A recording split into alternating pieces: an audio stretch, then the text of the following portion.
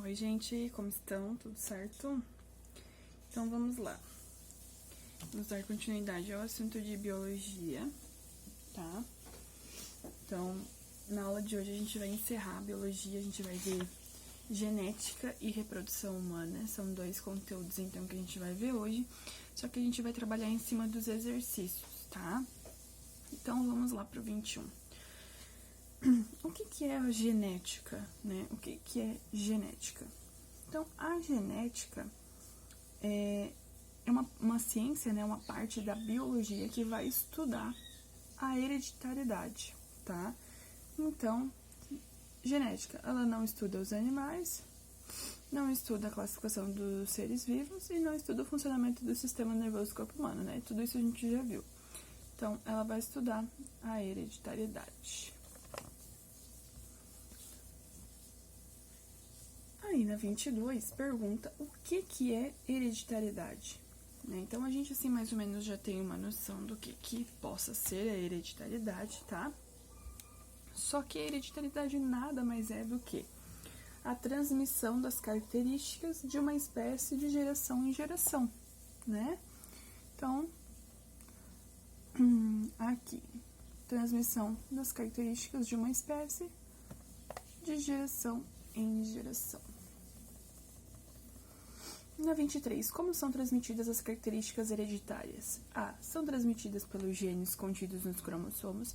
B. São transmitidas por telecinese. C. São transmitidas através de uma transfusão de sangue. Ou D. Transmitidas por compartilhamentos de fluidos corporais. Então, sabemos que, mais óbvio, né? São dos cromossomos. Opa. Aqui, na letrinha A. Vamos lá. Né? Então, as características, elas se transmitem de pai para filhos e são denominadas características hereditárias, né? Pois são herdadas dos pais. Essas características são transmitidas pelos genes, então, contidos nos cromossomos. Ok? 24. Quantos cromossomos uma pessoa normalmente deve apresentar? Quantos cromossomos, tá? Então, assim, cuidem nessa questão. Por quê? Porque na espécie humana, o número de cromossomos são 23 pares. Aqui diz 23 cromossomos, então pode confundir na hora da prova, tá? Então, assim, caso pergunte alguma coisa sobre isso. Então, são 23 pares, não 23 cromossomos. Então, se são 23 pares, né, são ao total 46 cromossomos.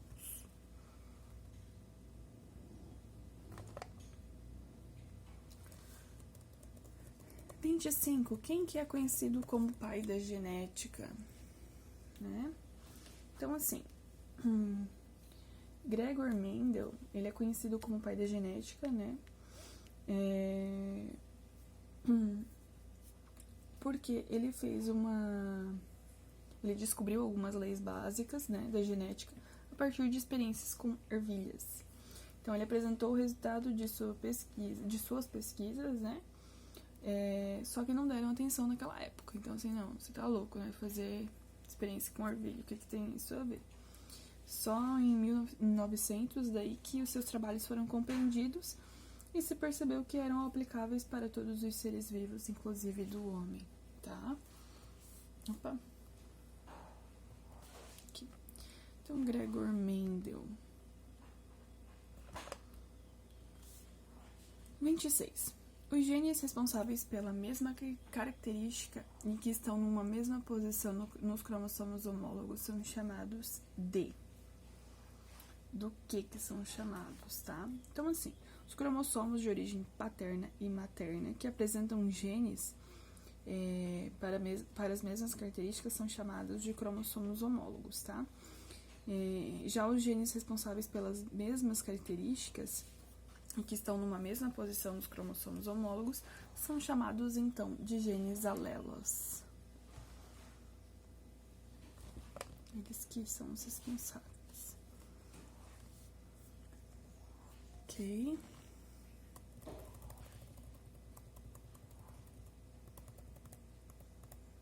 Agora na 27. Quando um indivíduo possui genes diferentes para a mesma característica, dizemos que ele é, né, para a característica em questão. Então, assim, quando um indivíduo ele possui genes diferentes para a mesma característica, dizemos que ele é heterozigoto, tá? Então, ele é heterozigoto. É só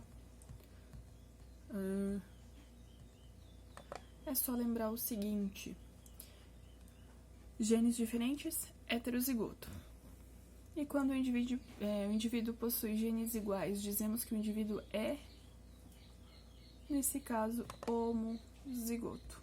Então, genes diferentes, heterozigoto. Genes iguais, homozigoto. Essa daí é mais tranquilo. 29. A espécie humana, ela possui 2 tipos de cromossomos, tá? Sexuais. Então, quais são eles? É o X e o Y, tá? Não são X e Y.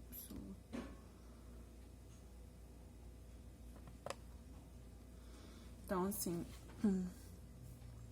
ó,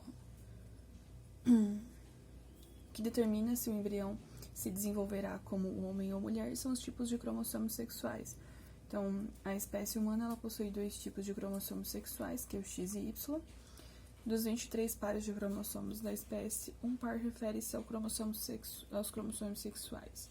Os outros 22 pares são chamados de pares cromossomos autossômicos, que determinam, então, as demais características do indivíduo, tá?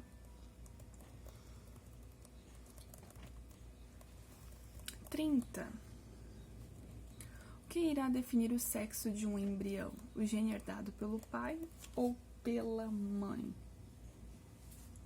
Então, assim, a mulher, ela contém, né, em suas células os 23 pares de cromossomos, só que, sendo um par formado pelos cromossomos sexuais, que nem o homem, tá? Só que esse par de cromossomos que ela tem é XX, tá? Então, deixa eu só anotar isso aqui para vocês identificarem. Deixa eu pegar aqui. Tá, a mulher, ela vai ter X. Ó, então, a mulher... deixa eu ver aqui.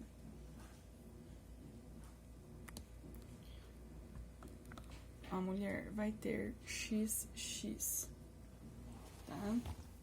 E o homem,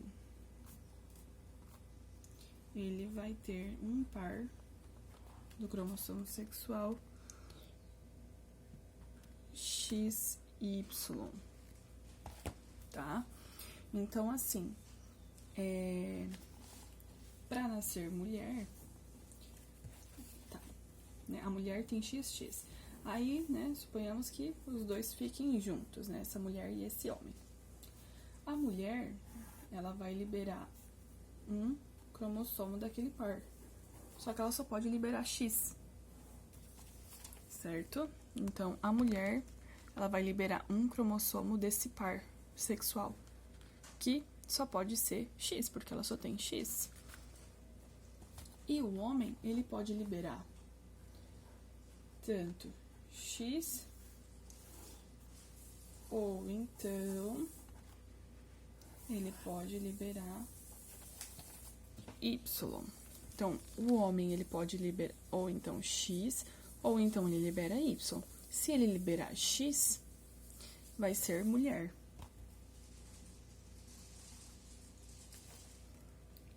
A criança vai ser do sexo...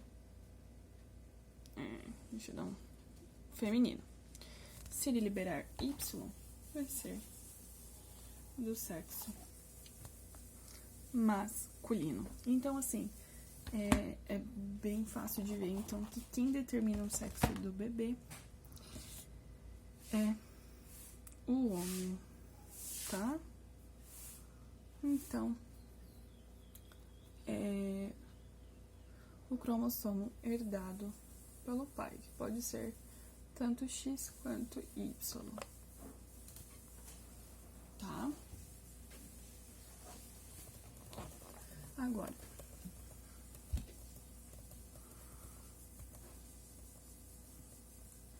se um óvulo for fecundado por um espermatozoide que contém um cromossomo Y, o indivíduo será de qual sexo?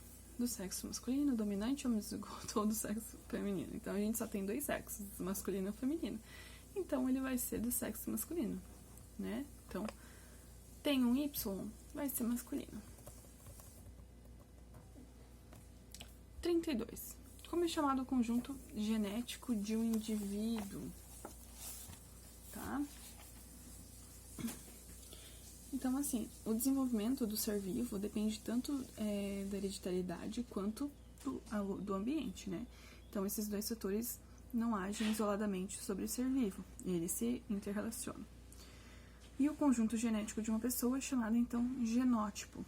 Assim, né, tomando como exemplo a cor dos olhos, por exemplo, que a gente pode considerar 3 diferentes possibilidades, né? O azão-azão, o azão-azinho ou o azinho-azinho, que vai determinar a cor dos olhos.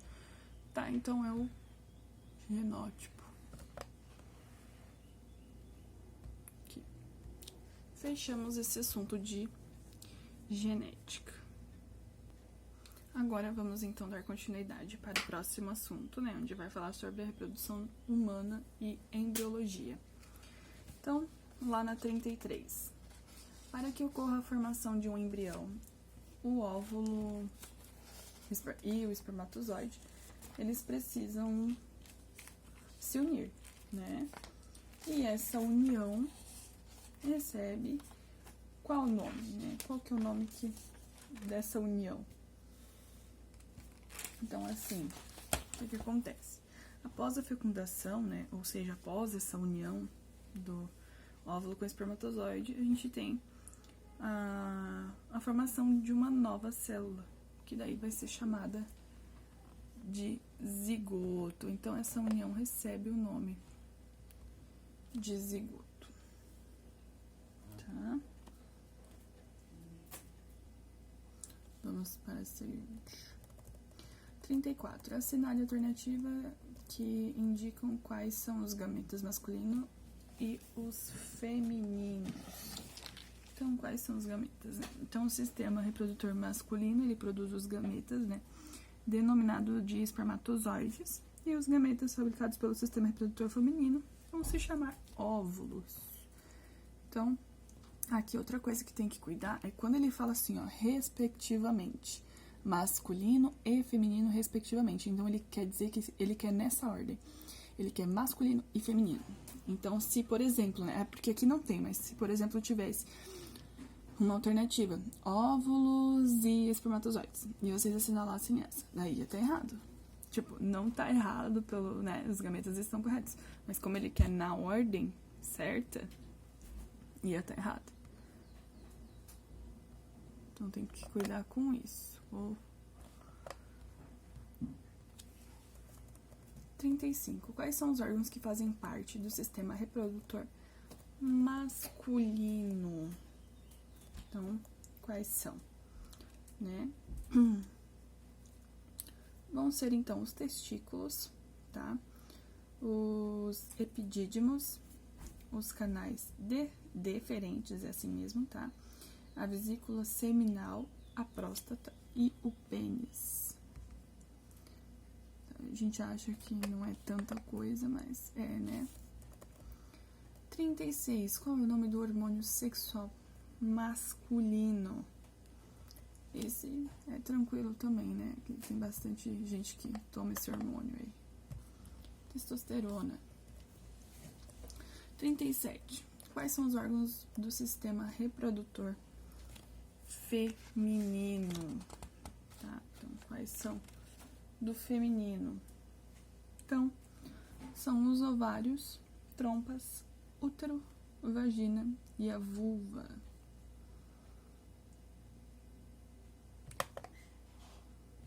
Aqui.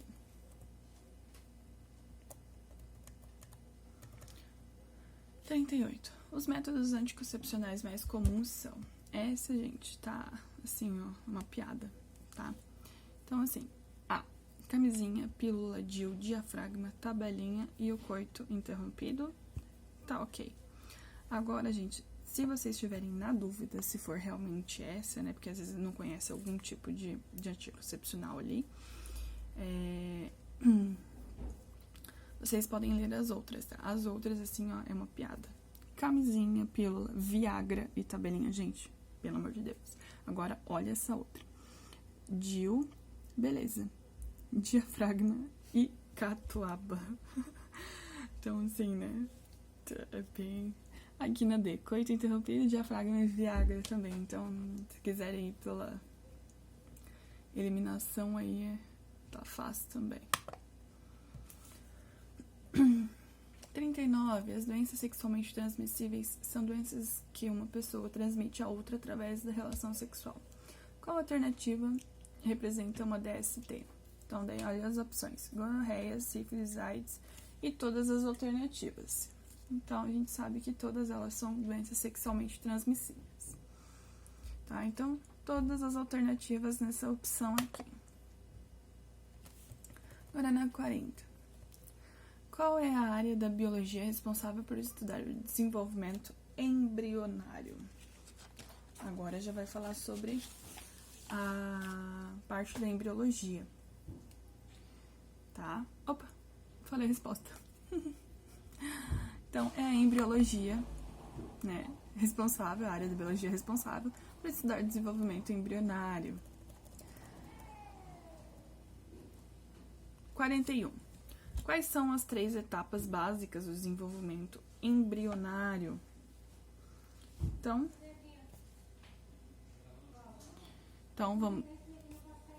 vamos lá. Quais são as etapas, né? É a segmentação, a gastrulação e a organogênese. Gente, cada nome, né? Aqui.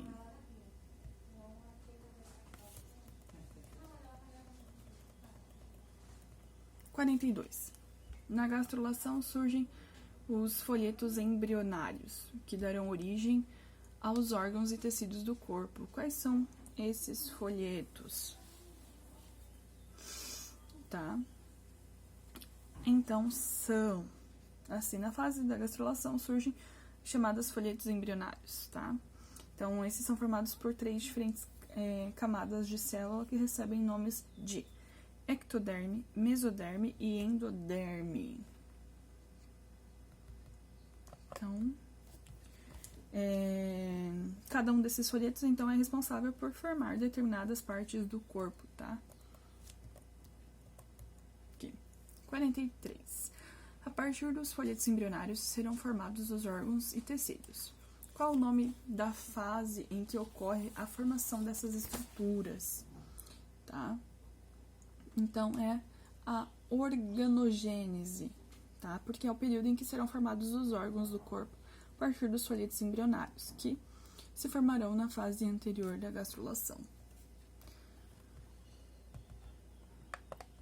Aqui. E a última. A fase D é aquela que ocorre em diversas divisões celulares, para que o zigoto comece a ganhar forma e tamanho, passando para a fase de embrião, tá? Então, é a fase da segmentação. Certo, gente? Então, encerramos aí biologia, tá? E bons estudos para vocês.